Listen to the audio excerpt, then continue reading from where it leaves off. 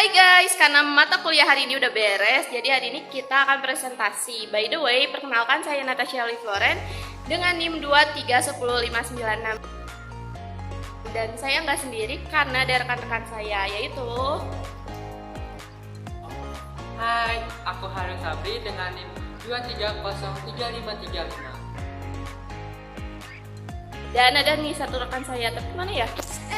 Dengan saya Muhammad Ramadan Nawawi Kurniawan dengan NIM 2306874. Benar tidak? Ya benar lah. Pokoknya kita di sini bertiga, kemarin.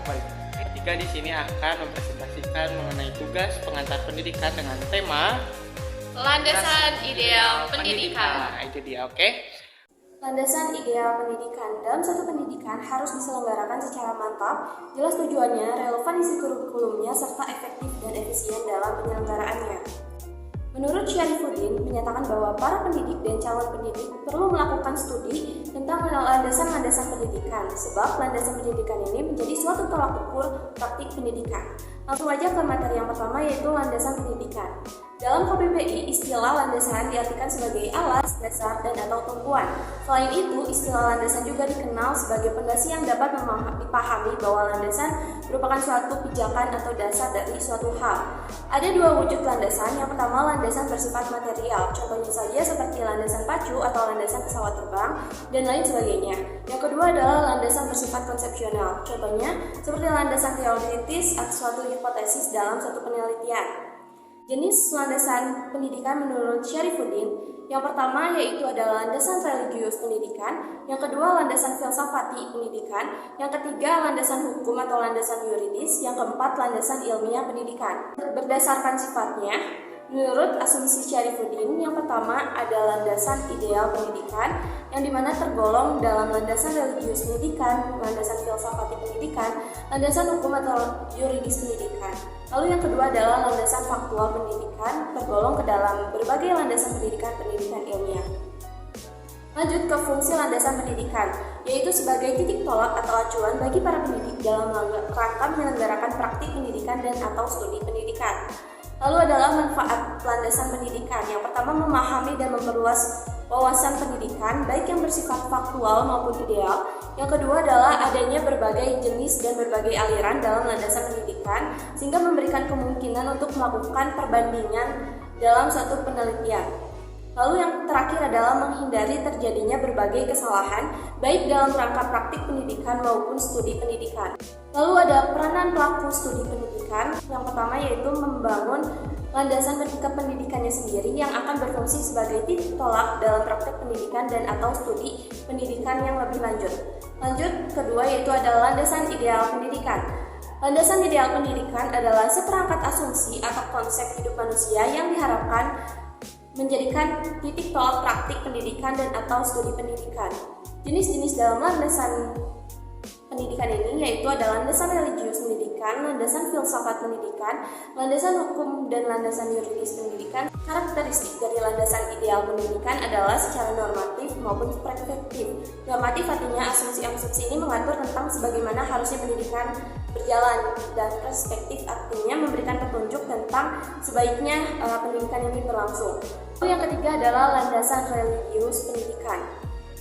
Landasan religius pendidikan adalah seperangkat asumsi atau konsep hidup manusia yang diharapkan berdasarkan pada ajaran agama tertentu sehingga menjadikan suatu tolak ukur dalam suatu praktik pendidikan. Karakteristik dari landasan religius pendidikan ini tidak seperti landasan ideal pendidikan yang hanya bersifat normatif maupun perspektif, tetapi juga bersifat imperatif. Jenisnya menurut Mudyahardjo ada tiga. Yang pertama, landasan sosio-religius pendidikan. Ini mengenai kondisi nyata dari berbagai lembaga keagamaan yang terdapat dalam satu masyarakat, contohnya saja seperti DKM. Lalu yang kedua adalah landasan penghayatan religius pendidikan, yang dimana kondisi ini merupakan dari pengenalan pengetahuan dan pemahaman berbagai kelompok penganut agama terhadap ajaran agama yang terdapat dalam suatu masyarakat. Lalu yang ketiga adalah landasan ideal religius pendidikan, yang dimana ajaran agama ini diharapkan menurut kitab sucinya masing-masing sebagai manusia sumber yang mempunyai otoritas menjelaskan tentang agama sehingga menjadikan suatu titik tolak praktik. Contohnya saja sebagai landasan religius berbagai macam agama seperti Islam, Kristen, dan lain sebagainya. Lalu ada landasan filsafati pendidikan. Landasan filsafati pendidikan adalah seperangkat asumsi yang bersumber dari filsafat yang dijadikan titik tolak dalam rangka praktik pendidikan. Karakteristik dari landasan filsafati pendidikan adalah normatif dan perspektif. Dan jenisnya itu yang pertama ada filsafat umum meliputi metafisika, epistemologi, dan aksiologi. Yang kedua adalah filsafat murni, yaitu hasil dari para filsuf berfilsafat tentang segala sesuatu tentang hasil kreasi manusia. Lalu ada 3 jenis landasan filsafati pendidikan. Yang pertama adalah landasan metafisika pendidikan tentang hakikat realitas dan hakikat manusia. Yang kedua adalah landasan etimologi pendidikan tentang hakikat pengetahuan. Dan yang terakhir adalah landasan aksiologi pendidikan tentang hakikat nilai. Kita akan membahas tentang landasan filsafati pendidikan idealisme. Untuk konsep umumnya terdapat 3 konsep, yaitu yang pertama, metafisika yang berupa hakikat realitas dan hakikat manusia. Untuk hakikat realitas menurut para filsuf idealisme, realitas hakikatnya bersifat kejiwaan, spiritual, atau rohanian. Filsuf idealisme berpendirian bahwa keberadaan sesuatu tergantung kepada pikiran, jiwa, spirit, atau roh. Dan selanjutnya hakikat manusia. Manusia hakikatnya bersifat spiritual atau kejiwaan. Karena itu pribadi manusia digambarkan dengan kemampuan kejiwaannya seperti kemampuan berpikir dan moralitasnya. Yang kedua itu epistemologi yang berupa hakikat pengetahuan. Manusia hakikatnya dapat memperoleh pengetahuan melalui berpikir, insting, dan juga mengingat kembali. Terakhir yaitu aksiologi yang berupa hakikat nilai. Nilai-nilai bersifat abadi, artinya manusia diperintah oleh nilai moral, imperatif yang bersumber dari realitas absolut. Selanjutnya itu implikasi terhadap pendidikan. Pendidikan bertujuan untuk membantu mengembangkan karakter, bakat, dan kebijakan sosial. Kurikulum berisikan pendidikan liberal dan pendidikan vokasional atau pendidikan praktis. Selanjutnya itu metode dapat berupa dialek atau metode yang meningkatkan minat terhadap isi pelajaran dan mendorong siswa untuk menerima nilai-nilai peradaban manusia. Selanjutnya peranan pendidik yaitu sebagai teladan bagi para siswanya, dan peserta didik berperan bebas mengembangkan kepribadian dan bakat-bakatnya. Yang selanjutnya kita akan membahas tentang landasan filsafati pendidikan realisme. Untuk konsep umumnya sama dibagi menjadi 3, yaitu metafisika yang berupa hakikat realitas yang berupa alam semesta terbuat dari sesuatu yang nyata, situasional, dan material yang hadir dengan sendirinya. Realitas bersifat objektif, artinya bahwa realitas berdiri sendiri tidak tergantung kepada pikiran, jiwa, atau roh. Hakikat manusia. Manusia adalah bagian dari alam yang muncul sebagai hasil puncak dari mata rantai evolusi. Selanjutnya epistemologi yang berupa hakikat pengetahuan. Pengetahuan manusia diperoleh dari pengalaman indera. Para filsuf realisme menganut prinsip independensi yang menyatakan bahwa pengetahuan manusia tentang realitas tidak dapat mengubah substansi atau esensi realitas. Selanjutnya aksiologi yang berupa hakikat nilai. Manusia dan masyarakat adalah bagian dari alam, maka dari itu mereka harus tunduk kepada hukum-hukum alam. Selanjutnya implikasi pada pendidikan. Pendidikan bertujuan agar para siswa dapat bertahan hidup di dunia yang bersifat alamiah, memperoleh keamanan dan kebahagiaan. Kurikulum yang meliputi sains, ilmu kemanusiaan, dan ilmu sosial, serta nilai-nilai. Metode penyajian bersifat logis dan psikologis, sedangkan metode mengajar bersifat otoriter. Peranan pendidik adalah mengelola kegiatan belajar mengajar di dalam kelas, juga penentu materi pelajaran. Sedangkan peserta didik berperan untuk menguasai pengetahuan, menaati peraturan dan disiplin. Selanjutnya landasan filsafati pendidikan pragmatisme. Untuk konsep umumnya itu dibagi 3 juga, yaitu metafisika yang berupa hakikat realitas dan hakikat manusia. Hakikat realitas segala sesuatu yang dialami manusia bersifat plural dan terus-menerus berubah sehingga realitas tidak pernah selesai. Hakikat manusia. Beradanya manusia di dunia adalah kreasi dari suatu proses yang bersifat evolusi. Selanjutnya epistemologi yang berupa hakikat pengetahuan. Segala sesuatu dapat diketahui melalui pengalaman dan cara memperolehnya, yaitu dengan metode alamiah. Aksiologi yang berupa hakikat nilai. Nilai tidak bersifat eksklusif, tidak berdiri sendiri, melainkan ada dalam satu proses, yaitu dalam tindakan atau perbuatan manusia itu sendiri. Selanjutnya yaitu implikasi terhadap pendidikan. Tujuan pendidikan harus mengajarkan seseorang cara berpikir dan menyesuaikan diri terhadap perubahan yang terjadi di masyarakat.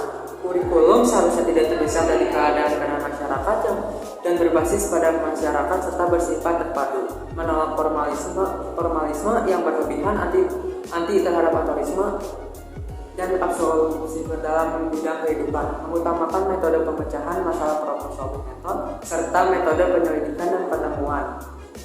Selanjutnya Pendidik berperan sebagai fasilitator dan pembimbing seperti membimbing siswa untuk merumuskan masalah secara tersimpit. Halo semuanya, pada kesempatan kali ini saya akan menjelaskan mengenai bagian terakhir ya, yaitu mengenai tentang landasan filsafati pendidikan nasional berdasarkan Pancasila.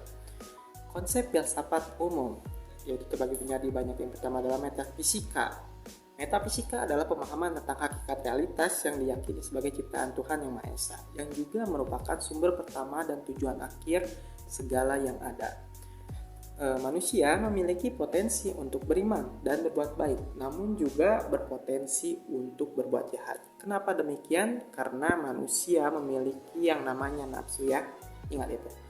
Pancasila mengajarkan eksistensi manusia yang monopluralis namun integral dengan asas-asas seperti ketuhanan Yang Maha Esa dan keadilan sosial.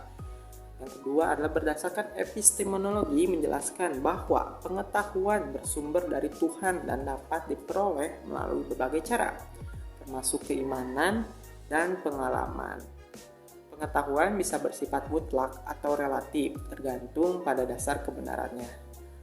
Yang ketiga, ada aksiologi mengatakan bahwa nilai-nilai hakikatnya berasal dari Tuhan, kemudian masyarakat dan individu.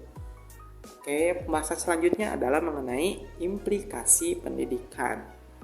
Yang pertama adalah tujuan pendidikan. Tujuan pendidikan adalah untuk mengembangkan potensi peserta didik agar menjadi individu yang beriman, berakhlak mulia, sehat, berilmu, cakap, kreatif, mandiri, serta warga negara yang demokratis juga bertanggung jawab berdasarkan Undang-Undang RI Nomor 20 Tahun 2003. Yang kedua adalah metode pembelajaran. Penggunaan metode pembelajaran harus mengikuti prinsip belajar aktif siswa atau CBSA dan sebaiknya menggunakan berbagai metode. 3. Peranan pendidik dan peserta didik. Pendidik harus memberi teladan, membangun ide, dan memberikan motivasi sesuai dengan semboyan Ing Ngarso Sung Tulodo, Ing Madya Mangun Karso, dan Tuturi Handayani. Oke, yang pembahasan selanjutnya adalah mengenai landasan hukum pendidikan.